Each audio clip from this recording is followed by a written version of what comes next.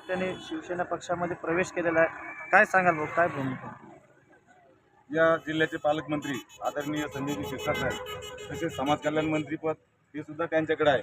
तर या समाजाच्या साहेबाकडून खूप साऱ्या अपेक्षा आहेत किंवा ते या जिल्ह्याचे पालकमंत्री या नात्याने या भागातील लोकांचे जे रस्त्यामध्ये घरे गेलेले आहेत, जे लोक आज विस्थापित झाले आहेत, त्यांच्यासुद्धा पालकमंत्री साहेबाकडे खूप साऱ्या अपेक्षा आहेत आणि आज त्या अपेक्षा घेऊन आम्ही साहेबाकडे आलो होतो. साहेबांनं या बाबतीत सकारात्मक आम्हाला संकेत दिल्यामुळं आम्ही आज साहेबावर विश्वास टाकलेला आहे आणि त्यामुळे हे सर्व लोक आज या ठिकाणी साहेबावर विश्वास ठेवून या शिवसेनेमध्ये या ठिकाणी प्रवेश केला आहे व यांच्या सर्व उमेदवारांना माझ्या सहकार्याने या ठिकाणी पाठिंबा दिला आहे. तुम्ही काही एक निवेदन पण दिलेलं आहे मंत्री महोदयांना, काय निवेदन होतं आणि काय आश्वासन देण्यात आलं? या ठिकाणी शासकीय गायरान जमिनीवरती काही मागासवर्गीयांनी वर्षानुवर्षे या ठिकाणी राहत आहेत आणि शासन कोणता पण आदेश काढतं आणि त्या लोकांना बेघर करतं, त्यांची कागदपत्रे काही पाहत नाही. तर मी साहेबांना त्या निवेदनासहित एक GR दिला आहे, जो आत्ता बावनकुळे साहेबांनी काढला होता, की बाबा 500 स्क्वेअर फुटापर्यंत ज्या लोकांचे घरं आहेत त्या लोकांचे घरं तुम्ही कायदेशीररित्या नियमित करा.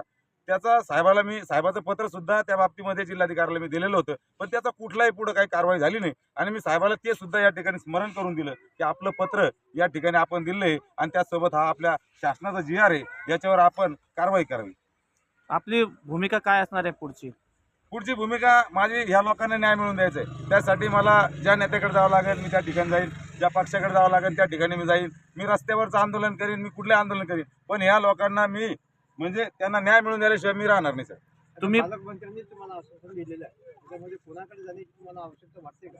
नाही, पाठपुरावा करावा लागेल साहेब. आश्वासन सगळेच राजकारणी देतात, पण त्याचा पाठपुरावा सध्या मी करणार आहे स्वतः. तुम्ही उमेदवारी अर्ज सुद्धा दाखल केला होता, काय कारण तुम्ही उमेदवारी अर्ज मागे घेतलाय? नाही, मी उमेदवारी अर्ज मागे नाही घेतलेला, मी साहेबाला पाठिंबा दिलाय. उमेदवारी अर्ज मी कुठे मागितले? काल जर मी उमेदवारी अर्ज मागे घेतला असता तर सगळे म्हणले असते यानं पैसे घेतले, आम्ही याने झाला, हे झालं ते झालं.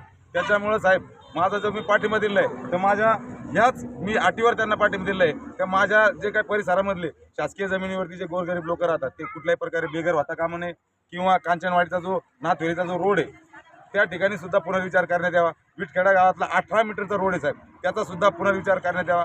कारण साहेब हे लोक जर उद्या रस्त्यावर आले तर पालक म्हणून जबाबदारी कोणाची आहे? पालकमंत्री साहेबांची. त्याच्यामुळे मी सीधा पालकाकडे आलोय आणि या लोकांच्या मागण्या त्या पालकासमोर मी मांडलेल्या आहेत. धन्यवाद. आपलं नाव सर? गौतम आसाराम सोनवणे.